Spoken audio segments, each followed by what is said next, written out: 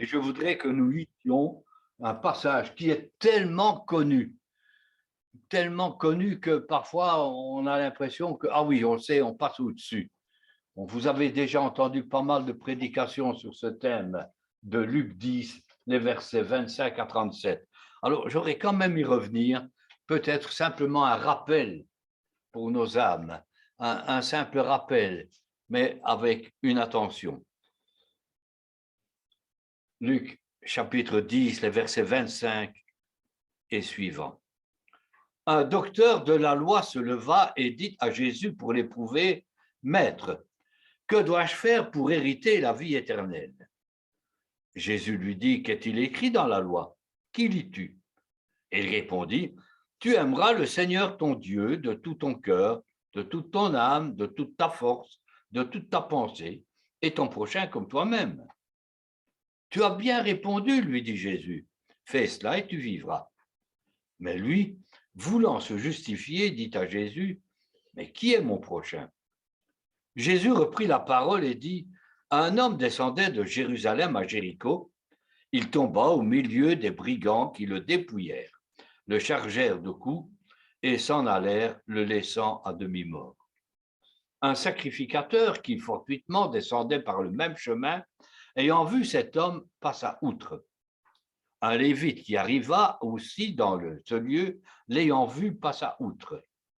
Mais un samaritain qui voyageait, étant venu là, fut ému de compassion lorsqu'il le vit.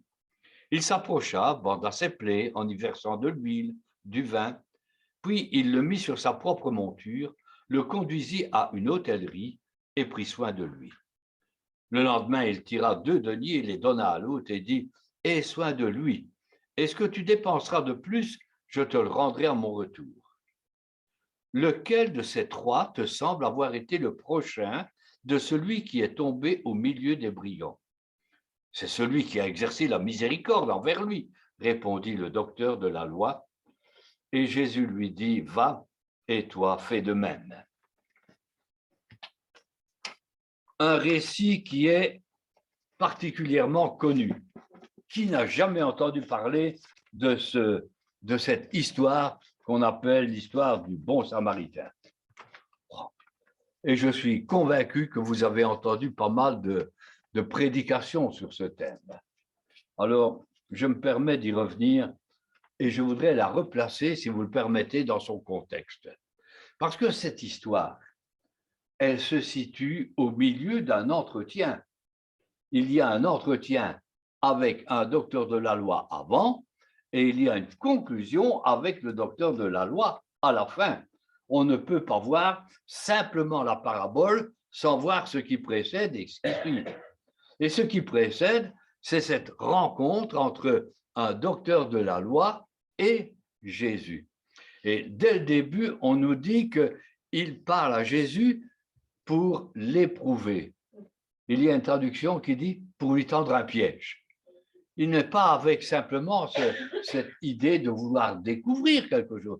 Il essaie de coincer le Seigneur, il essaie de le piéger quelque part et il va venir avec cette question qui est quand même importante, que dois-je faire pour avoir la vie éternelle? Qu'est-ce qu'il faut faire pour être sauvé? Il est docteur de la loi, il devrait le savoir. C'est lui qui enseigne, qui connaît la parole de Dieu. Il devrait être au courant. Et c'est là où on voit qu'il essaie de piéger Jésus. Et malgré tout, quelque part, on peut se rendre compte qu'en étant sous la loi, ce n'est pas ça qui sauve. Il peut être docteur de la loi, il peut connaître la loi, et il n'est pas sauvé. On peut connaître des versets bibliques, je peux connaître Jean 3,16, le psaume 23, tout ce qu'on a lu. On peut connaître tout ça et être perdu, n'est-ce pas? C'est important de réfléchir. Est-ce que oui ou non, je suis sauvé? Est-ce que j'ai la vie éternelle? Et cet homme vient avec le vouloir. Qu'est-ce que je dois faire? Les hommes aiment bien faire quelque chose pour être sauvés. Si l'apôtre Paul avait été là, devant Jésus, devant ce docteur de la loi, qu'est-ce qu'il lui aurait dit? Il lui aurait dit, tu sais, moi, docteur de la loi aussi, moi qui connais la loi, qui ai connu beaucoup de choses, eh bien, j'ai fait tout ce que j'ai pu. J'ai été droit dans la religion, j'ai été droit dans le judaïsme, j'ai fait absolument tout ce qu'il fallait. Eh bien, tout ça, je regarde comme de la boue parce que j'ai besoin de Christ. Et il l'aurait amené à Jésus. Il lui aurait parlé de Jésus. Et ici, Jésus est en face de lui, de ce docteur, en disant, qu'est-ce que je dois faire pour être sauvé? Et Jésus va lui poser une question simple. Mais qu'est-ce qu'elle dit, la loi? Et cette loi, il la connaît très bien. Et il y a quelque chose qui est surprenant là encore. Que dit la loi? Tu aimeras le Seigneur ton Dieu de tout ton cœur, toute ton âme, toute ta force, toute ta pensée, et tu aimeras ton prochain comme toi-même. Où est-ce que vous trouvez ça dans l'Ancien Testament? Ah, il connaît la loi et il va citer cela. En fait, cet homme, il connaît tellement bien la loi qu'il va citer deux textes. Il va citer un texte du livre du Lévitique et un texte du Deutéronome. Un des textes dit qu'il doit aimer le Seigneur ton Dieu de tout ton cœur, de toute ton âme. Et ensuite, dans Deutéronome 6,5, tu aimeras le Seigneur ton Dieu. Et puis, il doit revenir au Lévitique 19, qui dit tu aimeras ton prochain. Donc, ils vont relier deux textes de deux livres différents pour résumer toute la loi. Il connaît la loi. Et Jésus lui dit, bah, tu fais ça, tu vis. Tiens. Alors, si je comprends bien, aimer, c'est vivre. Vivre, c'est aimer. Puisque les commandements, tu aimeras ton Dieu, tu aimeras ton prochain, fais cela et tu vivras. C'est quand même quelque chose que Jésus va mettre sur le terrain, c'est que la vie, elle est liée à l'amour. L'amour est lié à la vie. Et l'apôtre Paul écrira que l'amour ne périt jamais. Autrement dit, la vie éternelle, c'est l'amour. C'est l'amour de Dieu, c'est l'amour pour Dieu, c'est l'amour pour le prochain. Jésus va placer cela à un autre niveau, n'est-ce pas? Et il lui dit, ben, tu fais ça et tu vivras.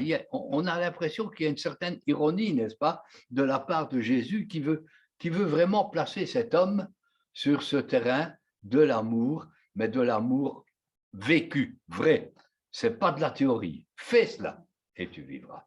Si tu n'aimes pas, tu ne vis pas.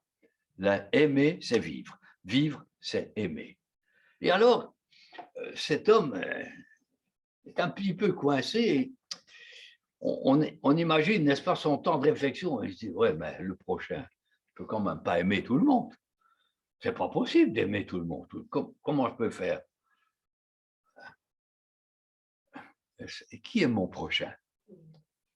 Et c'est à la suite de cette question que Jésus va donner cette parabole. Cette histoire que nous connaissons et qui nous rappelle en fait une vérité. On pourrait détailler. Un homme descendait de Jérusalem à Jéricho. En fait, c'est vrai que si vous regardez une carte de géographie, et si vous avez été en Israël, vous vous rendez bien compte que depuis Jérusalem, c'est toute une descente pour arriver à Jéricho, et que c'est un chemin qui est assez montagneux, qui était encore montagneux, et où les brigands pouvaient très bien se cacher. Il n'y avait pas seulement les brigands, il y avait ceux qui se cachaient parce qu'ils faisaient la guerre aux Romains. Mais il y avait les brigands qui étaient véritablement les pirates, n'est-ce pas?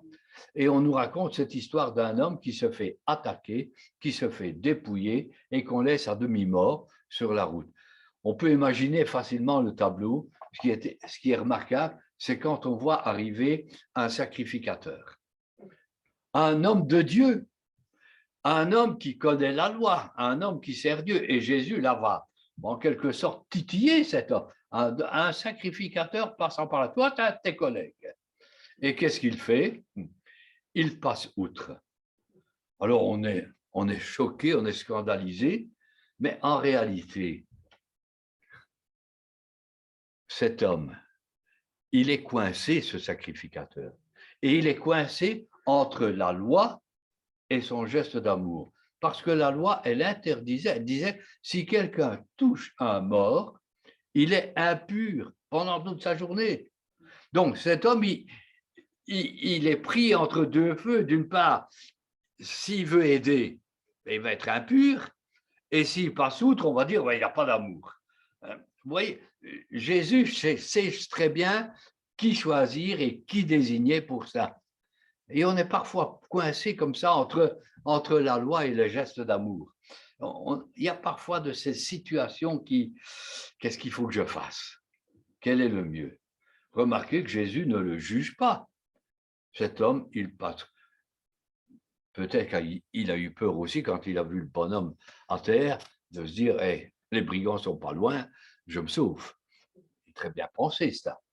Mais ce qui est étonnant aussi, c'est que malgré tout, il ne prend pas la peine de s'arrêter. Il voit un homme qui est couché, pour lui, il est mort. En réalité, le texte dit, il est à demi-mort. Il vit encore. S'il avait pris quelques instants pour s'approcher, peut-être sentir, sans le toucher, est-ce qu'il respire encore? À ce moment-là, il pouvait faire quelque chose. Vous voyez, il y a cette ambiguïté dans l'attitude du sacrificateur. Et puis, il y a la même attitude de la part du Lévite. Lui aussi va passer outre. Il sait aussi que s'il touche à la mort, peut-être que le Lévite aussi a eu peur de se faire attaquer. Peut-être qu'il n'a pas voulu s'arrêter. Ce qui est étonnant, c'est l'attitude du troisième. Parce que le troisième, le Samaritain, c'est justement un ennemi des Juifs. C'est quelqu'un avec qui les Juifs ne s'entendent pas. Les Juifs et les Samaritains, ça ne connaît pas très bien. Et les Samaritains étaient méprisés par les Juifs. Ils étaient méprisés par les autres. Et quand Jésus choisit, désigne un Samaritain, il le fait exprès pour vraiment titiller, secouer la pensée du docteur de la loi.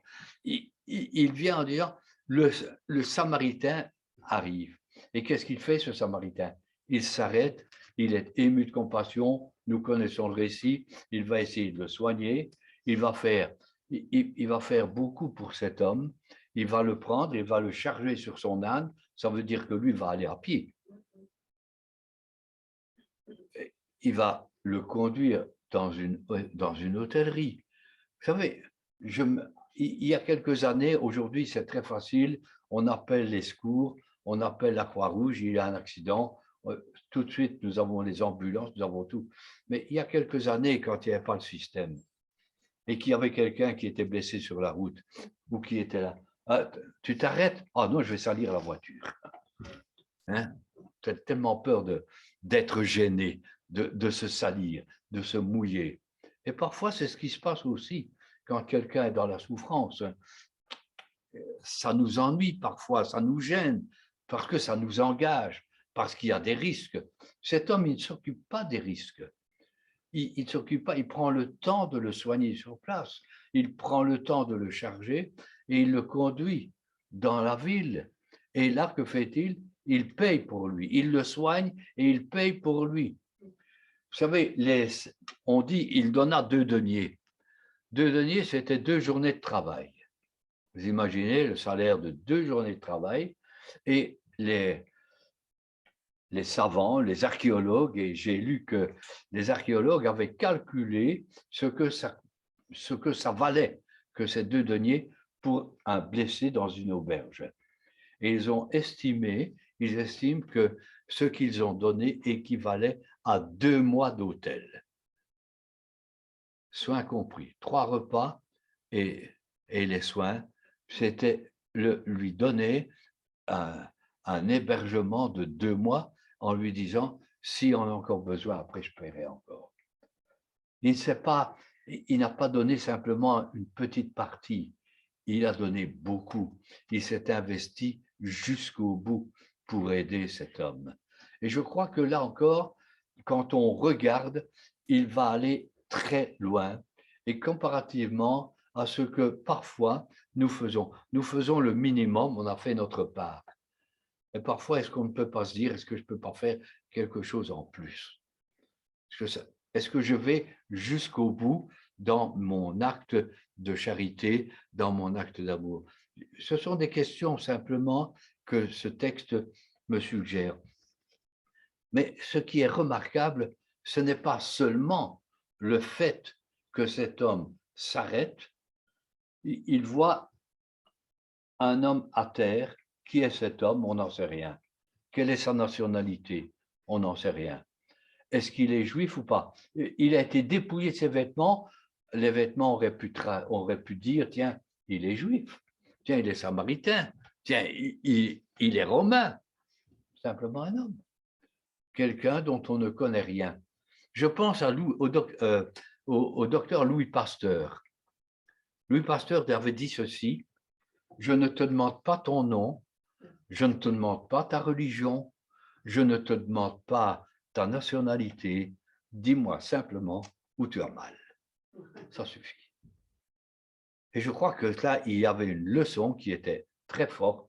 Dis-moi simplement où tu as mal, et c'est là ce qui importe. Peu importe ta nationalité, peu importe ta religion, peu importe qui tu es, tu as besoin, je suis là. Et cet homme alors, et le mouvement des Samaritains et du secours s'est inspiré de cette parabole pour développer, n'est-ce pas, de l'aide, du social, du secours, tout ce qu'on veut. Mais ce qui est remarquable aussi, c'est la conclusion. Et la conclusion, elle est là. Bon, tu voulais savoir qui est le prochain? Et remarquez ce que Jésus dit. Et c'est là où je voudrais personnellement attirer votre attention. Bien souvent, qu'est-ce que nous pensons? Nous voyons quelqu'un, nous devons l'aider. Nous voyons quelqu'un dans la souffrance, nous devons le secourir. Nous devons être ce Samaritain qui s'arrête. Mais est-ce que c'est bien ce que le texte dit? On est étonné, ce n'est pas ce que le texte dit. Le texte dit ceci, remarquez-le bien: lequel des trois te semble avoir été le prochain de celui qui était tombé au milieu des brigands? Le prochain, ce n'est pas le pauvre homme qui est sur la route. Le prochain, c'est celui qui a aidé cet homme. Et là, tout prend une notion différente. Le prochain, ce n'est pas celui qui souffre, c'est celui qui aide celui qui souffre. Et la différence, elle est grande. Parce qu'alors, nous nous rendons compte d'une chose, c'est que celui qui souffre, c'est nous. Celui qui est dans le combat, c'est nous. Celui qui est blessé sur le bord de la route, c'est toi. Celui qui a besoin d'aide, c'est toi. Celui qui a besoin d'être aimé, c'est toi. Laisse-toi aimer. Laisse-toi secourir. Laisse-toi aider. Ce n'est pas seulement tu dois aider l'autre, mais tu dois accepter l'amour de l'autre. Tu dois accepter l'amour qui est par excellence le bon samaritain, sinon le Seigneur Jésus. C'est lui qui est venu. Les blessés de la route, c'est nous. Ceux qui sont dans le démuni, c'est nous. Nous sommes peut-être blessés intérieurement dans notre vie physique. Nous sommes peut-être blessés dans notre vie morale, mentale, psychologique. Nous sommes peut-être blessés dans notre vie spirituelle. Nous avons besoin du bon samaritain qui est Jésus. C'est lui notre prochain. Et c'est lui qui s'approche. Et c'est un petit peu ce qui va venir avec Noël. On va le rappeler. Jésus est venu jusqu'à nous pour nous secourir. Il est venu jusqu'à nous pour nous porter. Il est venu jusqu'à nous pour nous aider, pour nous conduire à l'hôtellerie, pour nous préparer pour être avec lui. Il est venu, c'est lui notre prochain. Mais en même temps, nous devons accepter d'être aimés. Et est-ce que j'accepte l'amour du Seigneur dans ma vie? Est-ce que le Seigneur peut m'aimer comme il aimerait m'aimer? Ou est-ce que son amour, j'ai des doutes? Est-ce que de cet amour, j'ai des craintes? Est-ce que de cet amour, je sais simplement le recevoir, tout simplement? Et ceci m'amène aussi à l'amour des frères et des sœurs? Est-ce que j'accepte l'amour de l'autre? Bien souvent, nous nous plaignons dans nos églises, on ne s'aime pas. Ah, si on s'aimait. Je dis toujours, montrez l'exemple. Plutôt que de souffrir de manque d'amour, montrez-nous comment aimer. Mais est-ce que je suis encore capable d'accepter l'amour de l'autre, l'amour de mon frère, l'amour de ma sœur? Est-ce que je suis... Parfois, on est parfois tellement orgueilleux qu'on n'a besoin de personne, n'est-ce pas? On en sortira bien tout seul. Et on refuse l'amour que les autres voudraient nous témoigner. On refuse le secours que l'autre voudrait nous apporter. Et parfois, le frère ou la sœur voudrait apporter quelque chose pour nous aider, mais on a mis une barrière. Inconsciemment ou consciemment, on ne veut pas toujours accepter l'amour de l'autre. Et je crois que le Seigneur, il voudrait nous rappeler cela. Il voudrait nous rappeler, accepte ce matin d'être aimé. Accepte l'amour du Seigneur pour toi. Mais accepte aussi l'amour que ton frère, que ta sœur veut te témoigner, sans toujours chercher pourquoi, comment, qu'est-ce que ça cache. Si ton frère veut t'aimer, prends cet amour tout simplement. Il me semble que le texte nous dit, qui a été le prochain? Le prochain, c'est celui qui a aidé. Et le blessé, c'est celui qui profite de l'amour du prochain. Tout simplement. Et Jésus dit, fais cela et tu vivras. Et je crois que là, il y a une grande leçon, non pas seulement une leçon sociale, mais une leçon spirituelle. Un amour qui est authentique entre chrétiens, entre enfants de Dieu. Un amour qui est vrai, sans hypocrisie, sans porte de derrière. Un amour, tout simplement. Et quand on apprend cet amour-là, eh bien, les choses se passent beaucoup plus joliment et beaucoup plus simplement. Je voulais vous laisser cela simplement avec cette notion. Je voudrais, même si vous oubliez le restant, mais laissez-vous aimer. Amen. Allez, un dernier chant.